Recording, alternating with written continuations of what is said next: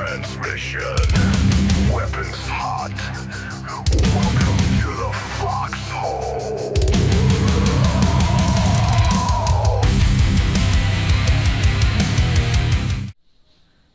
Hey everybody, welcome to the FUBAR Podcast. I'm your host, Austin Chadwick. I'm Cody. And I'm Zach. So today, for our Medal of Honor recipient, we're going to be talking about Jason Dunham. He laid his life down in one of the most extraordinary ways. He decided there was a live grenade that got thrown at him when he went to inspect a vehicle at a stop, and he dove on the grenade and used his body basically as a shield for all of his other Marine brothers that were standing around him. Talk about the ultimate sacrifice. Unfortunately, it was awarded posthumously.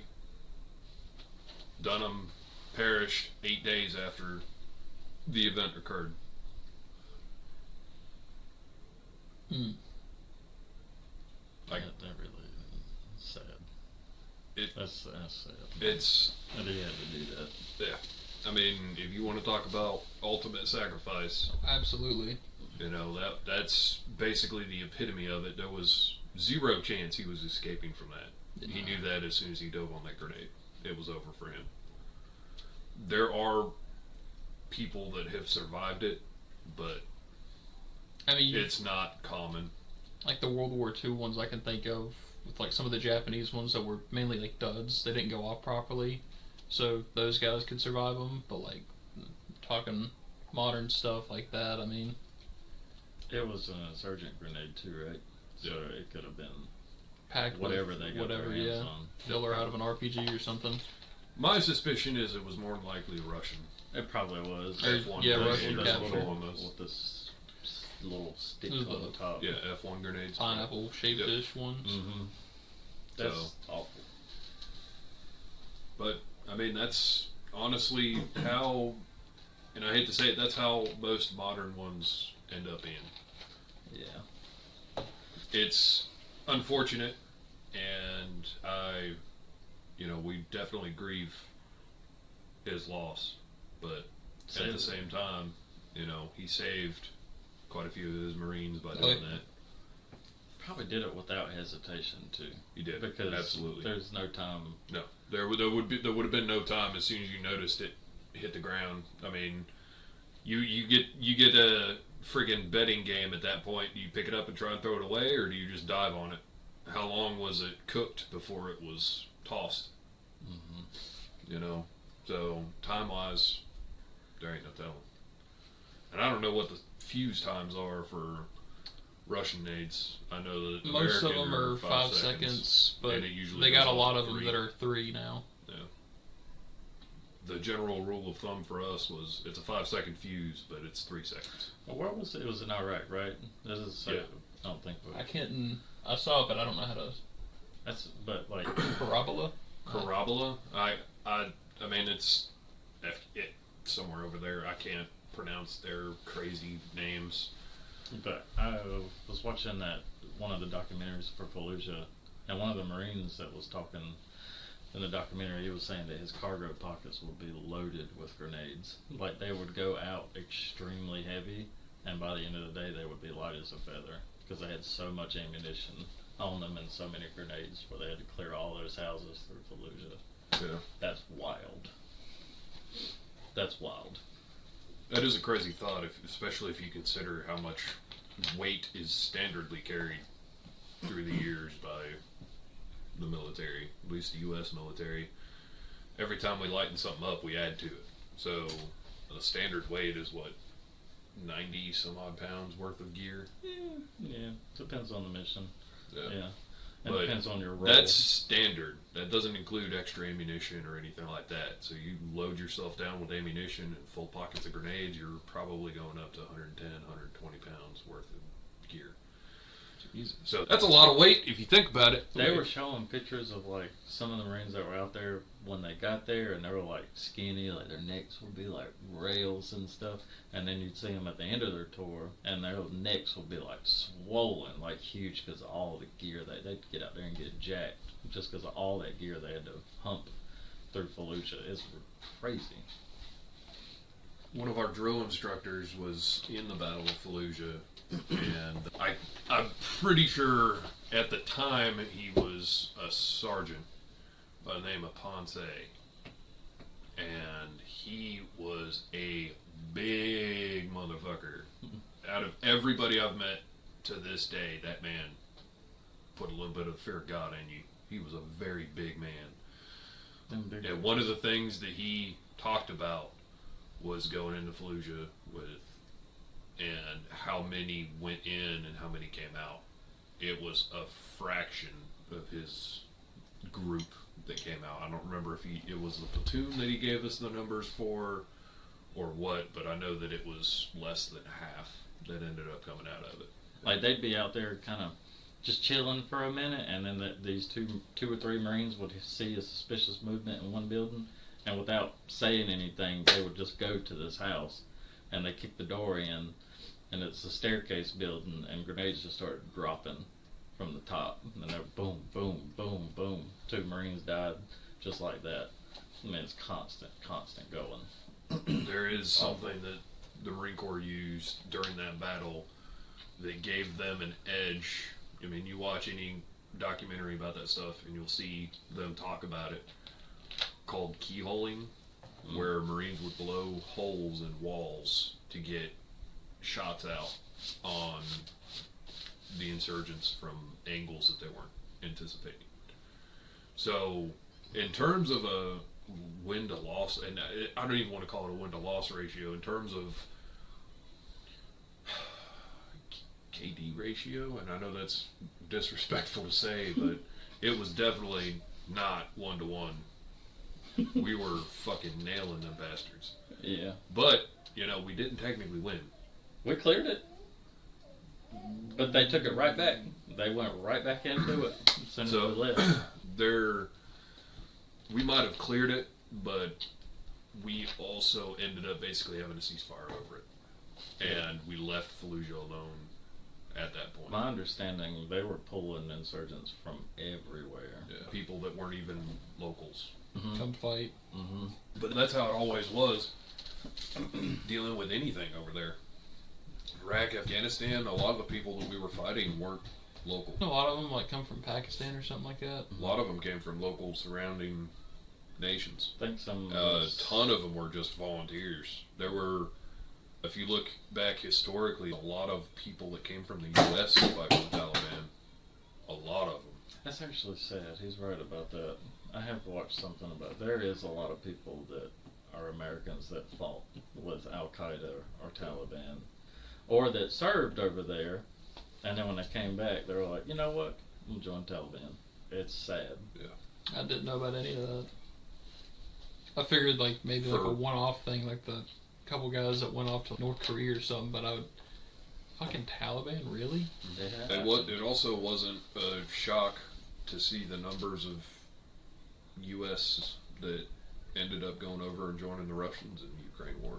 I've seen that. See the information about the Japanese Special Forces soldier that fought for Russia against Ukraine? No, what? Yeah, you can Google it. He got a real big name for himself in terms of allies, soldier or whatever you want to call it.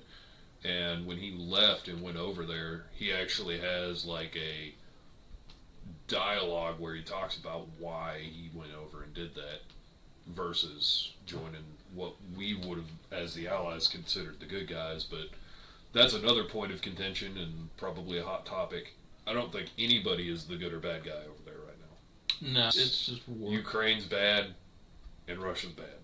I don't think there's a good guy. So many people forget that Ukraine was one of the most corrupt countries on the planet before that war kicked off. Exactly. And that doesn't just magically go away. And then the fact that the president canceled elections completely. I'm hearing that a Yeah. lot here lately too. I can't believe the people defending that too. It's he's a wartime president. It's okay, he's doing everything in his power to make sure this war doesn't end. Yeah. Peace talks have been, the last I had looked and heard, Putin had been open to peace talks. The Zelensky or whatever was not. Yeah, no. And he got his ass handed to him by Trump and Vance in a meeting where they're like, "You're the fucking holdup here, dude." Yeah, I don't see how this war ends, I don't really. either, Especially man, with Europe because- deploying troops now. I don't see it Especially happening. like your foreign legion and your mercenary, your Ukrainian mercenaries are just doing what they want to do out of their Yeah, own they're little just rogue huts. agents. Well, I mean, that's what happened with the fucking Russian Wagner group. Yep. I mean, they just As well. they were deployed on the front lines as frontline troops for a while, and then you're like, "What the fuck is going on?" And then all of a sudden, Russia's like, "Oh yeah, they're not with us. Fuck them. We're gonna fucking bury them." And then all of a sudden, there's a bunch of information that Wagner is marching on the fucking Moscow. Because And then Wagner their gets leaders' their planes ass go down. kicked But, yeah. Wagner, they get their asses handed to them every time. I think my handed it favorite to 'em. story of it is Wagner. It doesn't really matter. Fucking Russian. Who gives Yeah, is when they were like heading towards. I think it was like an oil depot that I want to say U.S. Marines were guarding. Oh, Oh, you're yeah, talking yeah, about yeah, the yeah, time that we contacted Russia and we're like, "Hey, yo, you got people out here because they're shooting at us." Yeah, And Russia's like, "No," and then the U.S. is like, "Okay, bet there are no people out here anymore," and then proceeded to fucking bomb them for like 48 hours fucking straight Yeah. until there was That's- nothing left. That's what I was saying. Like we've handed it to them. Yeah. Yeah. That's what I was That's- referring to. Like, yeah, we've bombed the shit out of them. one of my favorite stories. I love it. It's pretty fucking funny. Yeah, every time It's like, Wagner's yeah, stepped bet. in, they, You You're know they right. had a- There is nobody out here attacking us from Russia. Everyone involved in that guarding mission probably had a fucking field day with that. oh, probably so. Yeah. Oh yeah. From my understanding, after the initial engagement from the Wagner group, that was it. I mean, Yeah, it was I don't at that even- point we just airstruck the fucking dog shit out of them. Yeah. Like, Even there if was they- nothing left. Even if they, I don't know if there's confirmed kills. I'm sure there is. But let's say even if they didn't, even if they were like back a distance just a little bit where they could see the bombs hitting constantly, they'd probably be like, nope. That's just hell, man. Just hellfire everywhere. Yeah, like America is very prejudiced when it comes to, don't shoot at us. Or touch Yeah. our boats. Do Or not go- touch yeah. our boats. Don't, yeah. Worst mistake you can make. Well, the Houthis are fucking trying to make that right now. I feel like I hear a story every week where the Houthis just get the shit bombed out of them again, or their leader gets killed, or some shit like that. So the last I'd heard was Trump made some kind of comment that he's like, "We're done fucking around with these Houthis. If they do not fucking stop, we're gonna go in and fucking beat the dog shit out of them because we're tired of them doing this shit." Yeah, because they're fucking with global trade, right? They keep attacking civilian ships. They're attacking anything that goes through that fucking So they're pirates, pretty much. Yeah. Yeah, pirating since this tariff war is actually ramping up. It's actually getting worse in the past week. They've been circling cargo ships all week. Jesus. it's Yeah. bad. One of them made a TikTok saying, I'm going to get my supplies somehow. Fuck these tariffs. Just give the cargo ships javelins, I don't know. The maritime like contractors that guard those ships Mm-hmm. are fucking wild. I'm sure. I mean, they fucking light the. There's so many videos because most of them are civilians. So you'll see videos on social media of boats coming up near these things, and these motherfuckers just pull out an M72 and fucking hit the boat, Mm-hmm. and you're like, holy shit, that's a lot of firepower for a fucking contractor. I've seen a couple videos where they got like a sandbagged area on like the edge of the ship, and they're just laying hell into whatever little shitty speedboat is trying to pull up. Then it just detonates or something like that, and it's awesome. Yeah, and This guy that I used to, when I lived in Seven Lakes, I probably told you about him. I won't mention his name, but there's a guy I used to work out with in the gym. And I noticed he had like this really gnarly pirate tattoo on his back. I asked him about it, and he was like, if I get to know you, I'll tell you a little bit more about it. And we started hanging out and working out together. After about a month, I asked him what did he do for work, and he said, "Well, I'm retired now." Dude was only like 45, and I was like, "What'd you do?" He's like, "I was a pirate hunter." Hell yeah, dude. And I thought he was bullshitting me. Like, I was like, okay. And then I went to his house, and he pulled out photos of him on cargo ships. He's had photos of him cuffed pirates like in a line, down on their knees, with their cuffs behind their back. Yeah, I mean, I was like, okay, this dude's legit. Yeah, he did that for a long time. He said it was the best career he ever had. Yeah. That's crazy. Because he used to be a SWAT. He was on the SWAT team for Florida before that. Gotcha. Yeah, but no, he was a really cool guy. I thought that was really neat. Y'all seen the videos of, like, what the Coast Guard's been getting up to since, with, like, the narco subs and stuff? Yes. Oh, dude. Dude, that's so cool. The Coast Guard has always been really big into dealing with that kind of stuff, but since Trump took office, man, it's like they've ramped everything up. Coast Guard needs some more recognition, man. Like, as veterans or while you're in the military, a lot of people make fun of Coast Guard.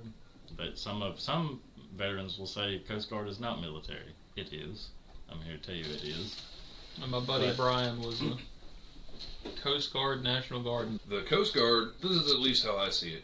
We make fun of everybody, but when shit goes down or somebody outside the branches of the military, which the Coast Guard is in, though they work more alongside law enforcement agencies than any other branch. Yeah, because they're mostly like search and rescue type deal and recovery and stuff like that.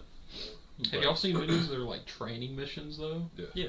Dude, they get up to some wild stuff, but like I said, they are what I would consider our naval law enforcement in the easiest of terms. And instead of throwing them under the Department of the Navy, they fall under the Department. I mean, they still fall under like the DoD, I believe, but the reality of it is that they work more hand in hand with the DOJ. I say that they're with the DoD because when I went to MEPS, the Coast Guard was there. Yep. So I was like, well, I guess Coast Guard is military. They are. It's just the way that they function and operate is more along the lines of law enforcement. That said, I'm not saying that they don't go through their shit. I mean, they are. They go hard, constantly. Yep. Yeah, dealing with. I That's mean, what I'm saying. they're They should get more recognition. honestly, they're the front line against our drug war Pretty at much. any point, because that's what they do is they fight drugs being imported. And that's what the training video I saw. It was on a YouTuber, Heavy D's channel. He owns a fucking Black Hawk helicopter. He's trained in how to fly it and everything. And he actually got to go, I guess you could call it a fly-along, for a training mission for the Coast Guard. And they had his brother down there on a boat with a bag of fake cocaine and an RPG. And his brother picks up the RPG and aims it at the fucking helicopter. And then they simulate a shot where they have a sniper while flying, while this boat's rocking in the way to just fucking just deck him. Yeah, Dude, it was crazy cool. It was so cool. Yeah, that's what I mean. They should get the recognition absolutely. they deserve. That should be their fucking, like, their commercials. Like, you show a dude aiming an RPG at a Black Hawk and he gets sniped. That's like one of the best recruiting ads ever. Yeah. Dude, Oh, yeah. I couldn't even tell you the last time I saw a Coast Guard ad. I can't either, to be completely No. honest. I've never seen one. But that being said, they are definitely doing well for themselves because they're getting recruits. A buddy that right out of high school, he went into the Coast Guard and he's still in it. He loves it, man. He loves it. I mean, shoot, man. Seems like an alright gig, to be honest with you. Yeah. Except for when my buddy was in, he was in a foreign nation's police station for something, and it got attacked. It was a grenade attack, and they were just throwing grenades over the wall. Damn. Yeah. That wasn't Dude. cool. Yeah, no shit. We've been on the topic of grenades a lot. No kidding. Dude, have you ever seen those small little pocket grenades? Those little teeny tiny ones? They're only like that big. They're really small. I think, aren't Those those like are European? Russian grenades. I'm They're They're pretty sure. using them in Ukraine too. They use them to clear out trenches. VZ something. I can't Are remember they like the- frags or like? Yeah, they're Yeah, little they're frags. tiny frags. They're M81s. Mm-hmm. The M80. M81. Yeah. Or the M80, excuse me, the M80 like firecracker shit Yeah. you used to be able to buy. It's basically one of those in a fucking golf ball. It's literally the size of a golf ball. Yeah, like it's wild. I don't know what they're Damn. called, but I'm gonna look they're it up. kind of they're interesting. They're very small. V- I mean, I could see- V40. V40s, yep, that's it. Just like have a string of them, just pull them and throw them in a room, and just that's a lot of frag going around. Yeah, here's you a if I can get my. Where'd it go? Imagine someone I'll who get just it. has like a cannon over there. He's just shoving those grenades down the barrel and just popping them at people. That'd be crazy. Those things are. I mean, they've been around for a bit, and they're definitely in use, so they're effective. And yeah, here's your comparison photo. That's the V40. Yeah, it's so small. I don't know if it'll show up on there. No, It's No, not. it's about the size of a golf ball. Yeah. Like, Yeah. legitimately, it's very small.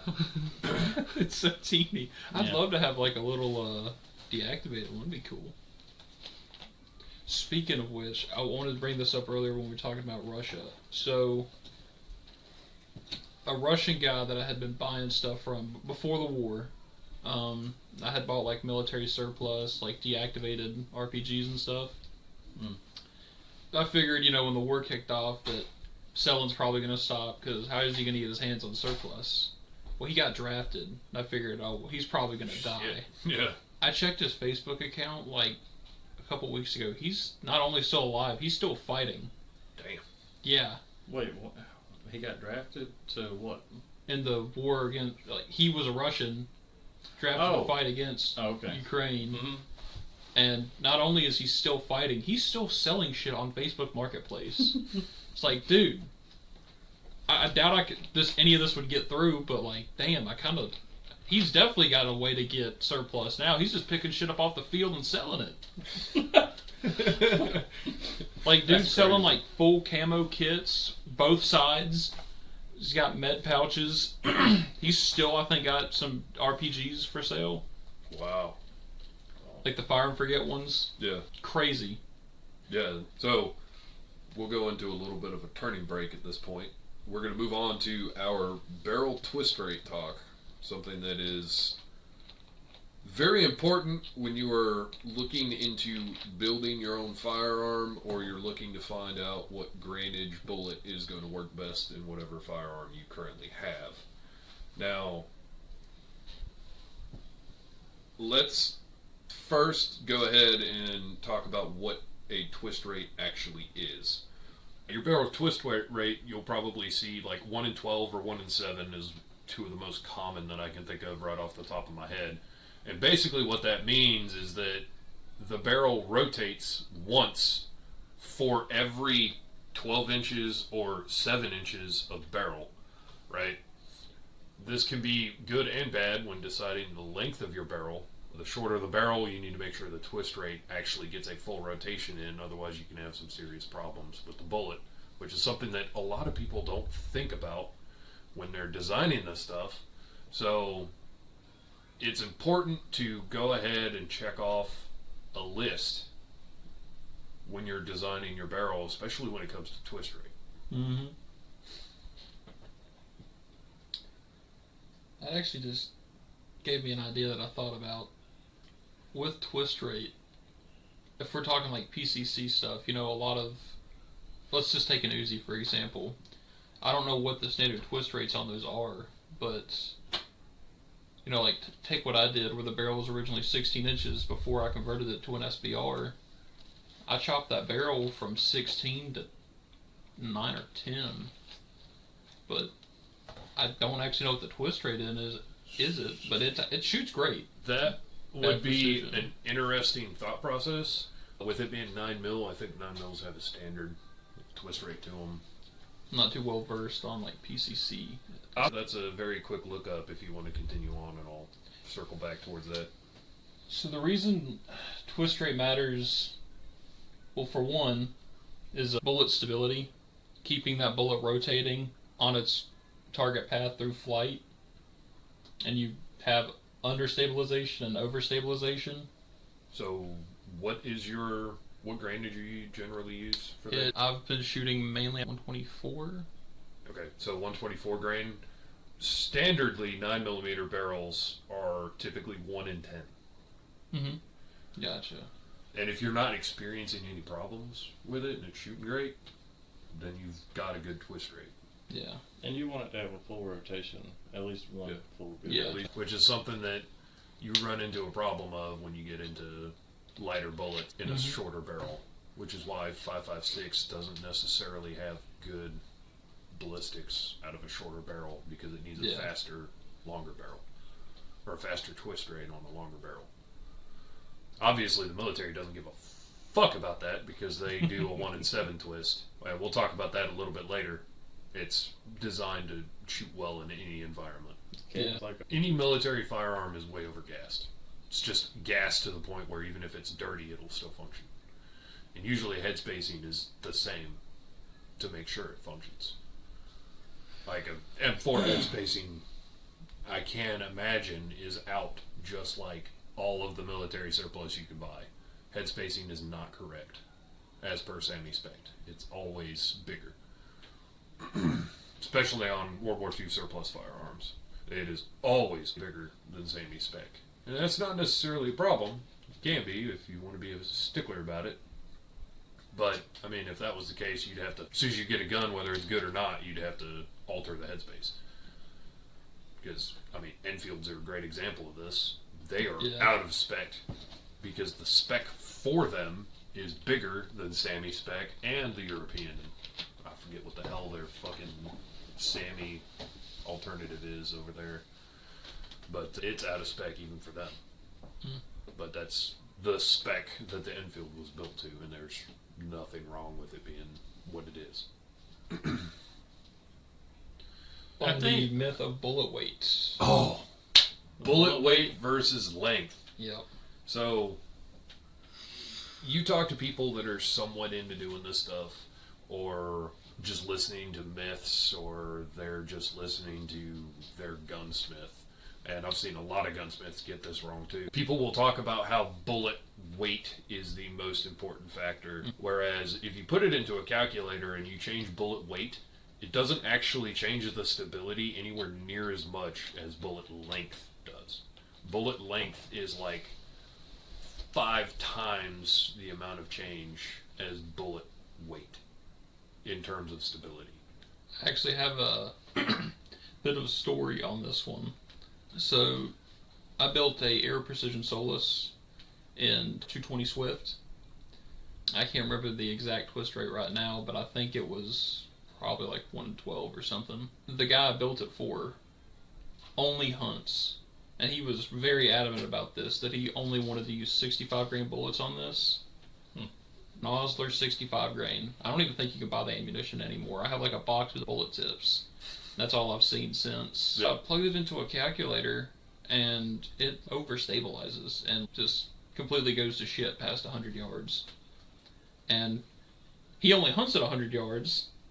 Sure, it worked for him, but he's never experienced anything else, so he never knew what's actually been happening if he ever tried to use it past that range with a 220. His bullet drop is happening really early. I don't even like 220 Swift, really. I don't think it's necessarily the bullet drop that's affecting it really early. If it's being overstabilized, there's a lot of things that can happen. If you overstabilize to a insane degree, the bullet will come out like a shotgun. It won't even leave the barrel intact. It just fucking shreds as it comes out of the barrel. Yeah, for the users that might be confused, if you don't have a full rotation in a bullet, or coming out of the barrel, you can run into bullet drop a lot sooner, other malfunctions. Situations, understabilization causes problems and overstabilization causes problems. Overstabilization, you can have extreme wear on your barrel, which means that, usually you can get 10,000 bullets down a barrel, you're going to get 5. I mean, it'll cut it down quite significantly and you'll shoot your barrel out faster, whereas you can also have the problem where it shotguns out of the barrel, where the barrel is spinning so fast that as soon as it leaves the confines of the barrel, or even before that, it's already shredded itself into tiny little pieces and just comes out of the barrel as shrapnel. That's pretty much what it does. Yeah, those are the big ones with overstabilization. When you go to understabilization, you start dealing with things like keyholing and really poor grouping and other stuff where the bullet is just fucking honestly flying by the seat of its pants where it's going to do whatever the fuck it wants, and anything outside of the gun, like weather, wind, anything like that, is going to have even bigger effect, making it even less accurate. And on the topic of barrel life, 220 is already very hot, and I think if I remember what Len told me right, that especially if he was actually able to use 65 grain, I got him down to, I think it's 55. It shoots fine. Yeah. We don't have any of the overstabilization problems or anything, but the barrel life is only like 2,000 rounds. Oh. Yeah. There's a lot of rounds that people are like, oh my god, this is so great, and then you look at the barrel life and you're like, Well, he's using it for deer, though, right? Yeah. So he's being selective. It'll last him until he dies. Right. He's That's what already I'm almost saying. 80. yeah. Yeah. He's not going to Yeah. shoot that barrel out before he passes away, but No, but it'll have to be redone to whoever Oh. gets it next. Yeah. it'll go. He wants it to go back to me. The second I get it back, I'm ripping that barrel off and putting something I like on it. I personally have zero interest in loading specialized rounds. I want to be able to buy rounds commercially, and if I take it hunting, maybe if I deem it worthwhile enough, load my own ammo for hunting. Yeah, I was just going to rebarrel it probably for 308 and just Yeah. call it a day. Honestly, I mean, commercial rounds were just fucking fun. You know, I see a lot of people that get into these fucking crazy calibers that are hand reload only. Like that fucking Mauser I got is 8mm .6. You can't buy fucking ammo for that. You gotta hand load all that shit. Mm-hmm. That's a lot of money, man. Like, people don't realize that when you get into stuff like that, that only have hand loads, you've gotta be on point and pay attention to what the fuck you're doing. Yeah. So if you run out of whatever powder you're using and you go buy a brand new one, guess what? They might change the composition of that powder, and now you're loading really, really hot Mm-hmm. and blowing your barrel up in your face the next time you go to shoot. So it's important to really pay attention to loads and update as frequently as they update the composition of your powder. The only thing I really think I'm going to load is stuff that I cannot buy, which is, I don't really have many oddball calibers yet. I think probably nothing I have is anything they don't make ammo for. Maybe like 9 Flaubert might not be a thing one day. I don't know. That's a pretty weird one that I have. And that's rimfire, so I'd probably be screwed anyway, but I keep the brass anyway. Is rimfire starting to go out? No, it's just that 9 Flaubert, only Fiocchi makes it, and I think it's mainly for the European market. That's what you're saying. I'm going to reload my 50 cal brass, obviously. I mean, 50 Yes. cal's fucking expensive, man. There's a lot of stuff that I do recommend loading just because it's better to load that way, but man, if you can only get hand loads out of a gun, you might want to reconsider what you're getting ready to chamber that gun in. Yeah. I mean, what is a 50 price for a bullet now? $5, $6, $7? It's like 3 to 8. My dad bought like 2 boxes of them. They're $8 a round, and he's just using them for fun. Quick. And then there's, I think like the cheapest I saw was like the linked ammo, still in its canister, and that's still like $250, I think. Oh, for a That's box? pretty rough. I'd love to get some Ralphus rounds or something like that, something real fun, something hot. So you end up like fucking Demo Ranch or whatever. Kentucky Ballistic. Yes. It's a video though on how to like specifically identify whether those things are hand loaded or factory. So I would watch that video before I buy any, Yeah, for because sure. he does go into details like, hey, if it this stamping, if it has this done to it or whatever. I think he's like measuring how far into the case the bullet is exactly. Gone now. He made his last video. Yeah. And then his like camera people and like helpers made their own channel called Diversity Hire. They're just trying to do their own thing. I think their first video was just they bought some guns from Demo Ranch and were doing like bill drills and stuff, seeing who's the best shooter. Yeah. And So fun. it's just them having fun, really. Yeah. Anything else we want to talk about with Twist Rate? Well, I guess, I mean, We got through that. Twist Rate calculators, use them, love them. They help They you are out great. a lot. they're there for a reason. Yep. The military versus civilian twist rates. So military twist rate for 5.56 was originally 1 in 12. However, NATO decided to come in and change up bullet weight, bullet length, and we also added the steel penetrator core. And that caused us to have to switch up what we would normally use in terms of barrel twist rate, which ended up leading to why we have a 1 in 7 twist rate for military style ARs. Yeah. That is, I mean, there's plenty of stuff in terms of what it's good at, but it's not good for everybody. It definitely has, I mean, it's a good all-around barrel for what it is. But if you're needing to specialize or you want something more accurate, probably want to sit down with the calculator and make sure that you're getting what you want.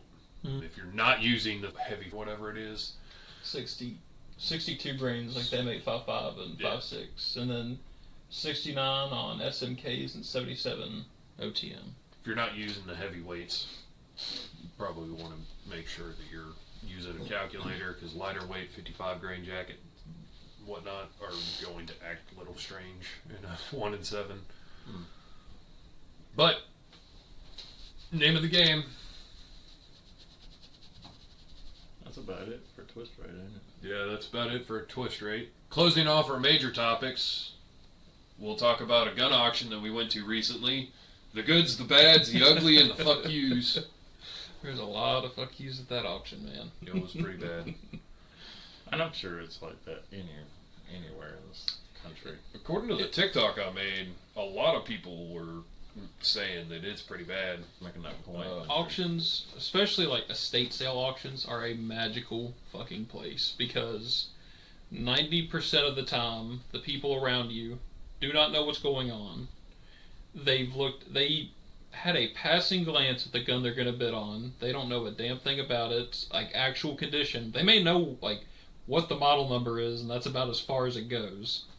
But they are prepared to bid like double, triple MSRP on a beat the shit lever action 22 because they want it. Yeah, for sure. And that's one of the things you gotta watch out for is when you're bidding against somebody that just fucking wants the gun. Yeah, they don't care, and that's hard to beat. Oh, you can't beat it. I mean, unless you got the money to throw away, you can't beat it. But let's be real, if you're in the business, you're going to look at something and say, I'm not paying more than MSRP for this. I'll find it somewhere else. Yeah.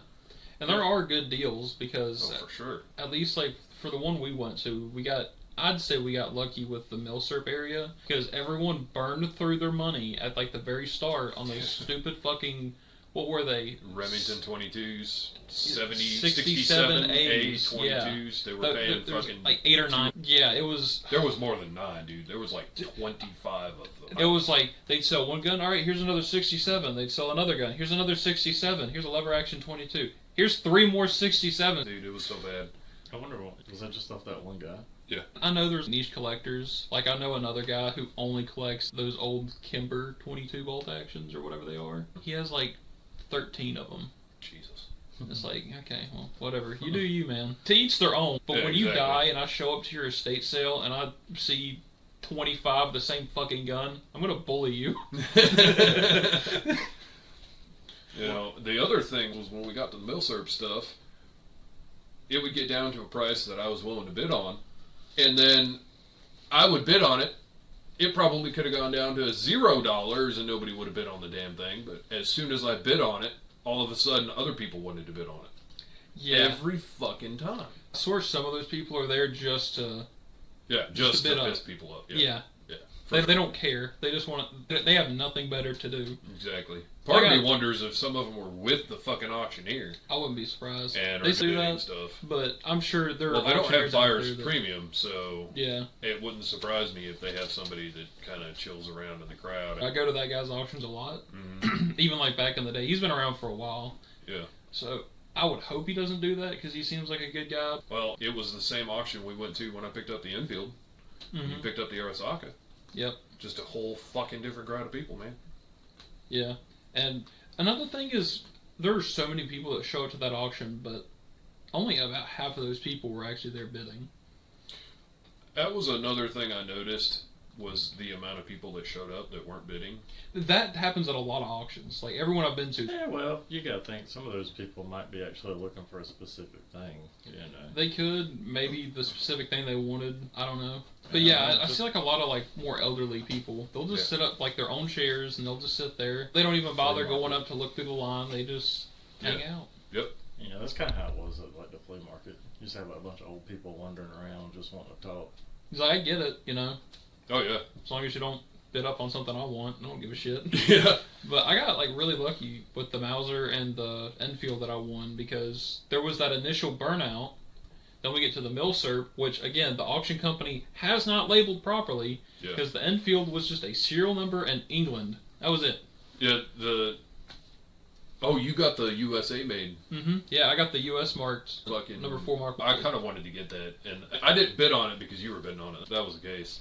Yeah, dude, I love that thing. The Mauser that you got was a pretty good find too. Yeah. And both of those you made money on because they were basically original. For me, the Mauser I got, I definitely didn't make money on at all. I mean, it just did not come out that way.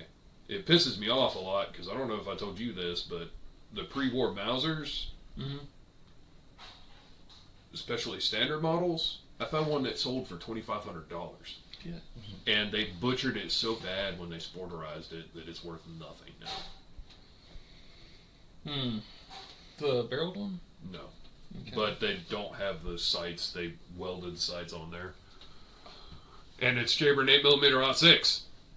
Yeah, there was an M1 Grand there. That went for, if I remember right, $1,250. It was in okay condition. It was not worth over $800. That's what somebody hears the word M1 Grand, they're like, "Oh, I got a bid. I got a bid on it, man." Like as soon when we was at the flea market, everybody was eye candy in that M1 that we had set up, asking. It was like, it was just for display. We're just showing off what we do and stuff like that. But they were constantly wanting to buy it off of us. And see, that's the thing about why people scalp off of CMP, because they can, and people will buy it. Yeah. All day, every day, they will buy it, and they know they can do it. Mm-hmm.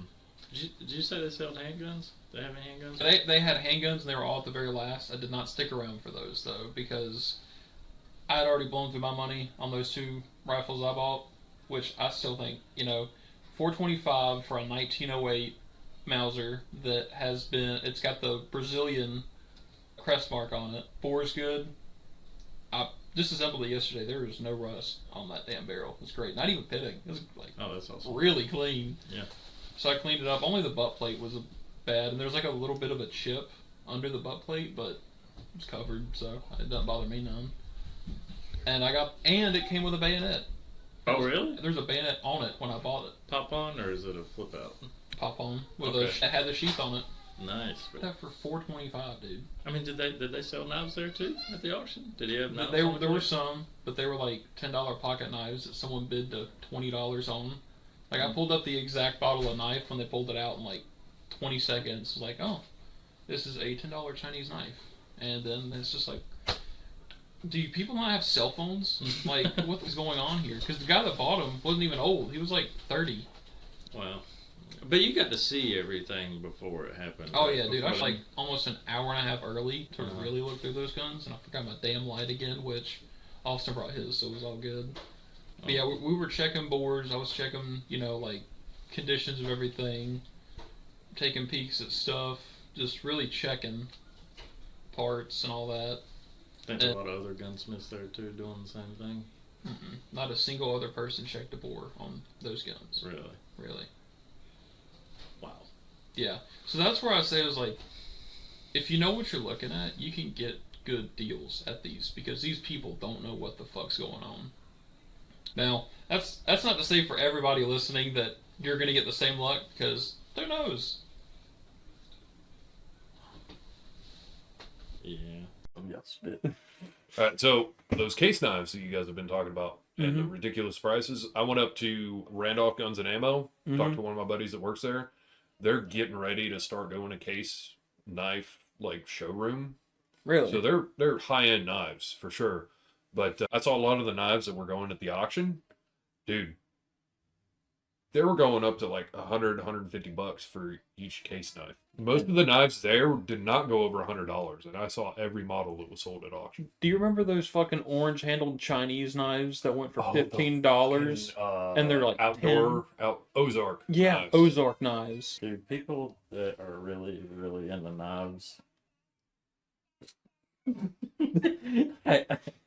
like, us being really into guns, y'all listener think that it's wild. Run into a knife collector. They are crazy. Well, about their the knives. one knife that you and me had talked about for a little bit was the blacksmith knife that he had. That was Mhm. probably the only Yeah, knife that that was was a worth money. nice one. And it went for like $40. Yeah. I was mind blown because it had all of the quality marks of a good blacksmith. And it looked like it was custom made. And I looked at it and I'm like, I wonder who made that. And I'm like, if I could have taken the handguard off that, I would have to see the stamp and seen who made it. Because I guarantee you that knife was probably worth more than most of the guns at the show Oh, and absolutely. all of the pocket knives they were selling. Yeah, that was like a good blade. It was. And just, but no, let's go bid $20 on this fucking Chinese piece of shit. Yeah, I think I'm pretty simple when it comes to knives. Like, shit, man, I carry a damn box cutter on me.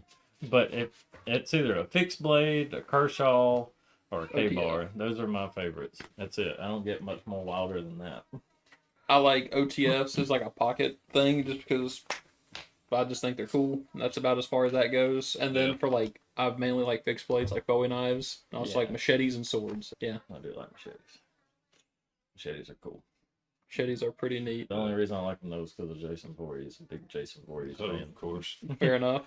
I just inherited one from my grandfather that he had in Vietnam. It's a Philippines That's battle cool. machete. That's dope.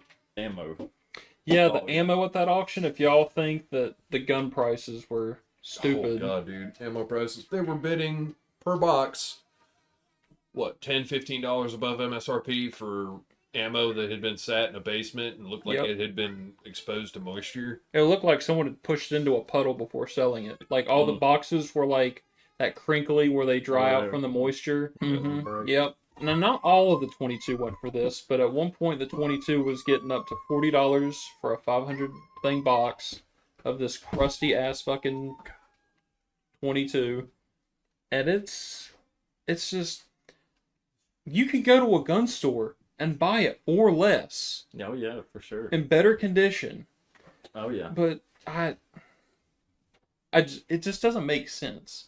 Like there was a lot of like hunting ammo, like 270. I think it hit. Austin was there. I think it got to like $1.50 a round on some of those boxes for old. And this wasn't a collectible box. This is fucking Remington ammo from probably 10, 15 years ago, dude. Like not that big of a deal.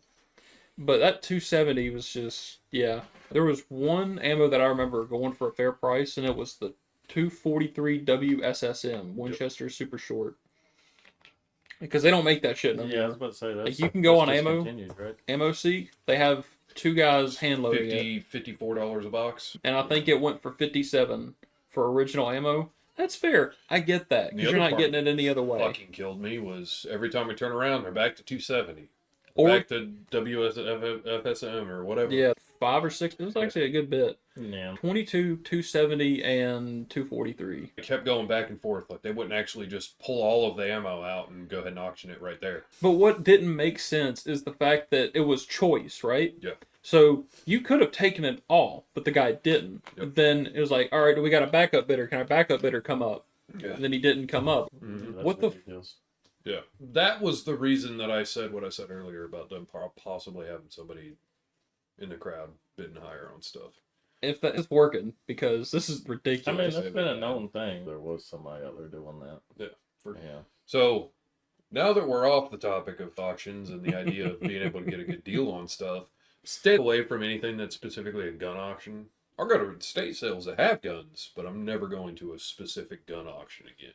That was bad. We have a beauty here today. For show and tell. Really hard to get this whole thing in Yeah, she's pretty long. the camera. I like your grip. Thank you. Did you custom fit that to your hand? No, it just came like that. So this is from Gene Blackwood of, I think it was Blackwood Guns. That is a M16A1 style furniture set.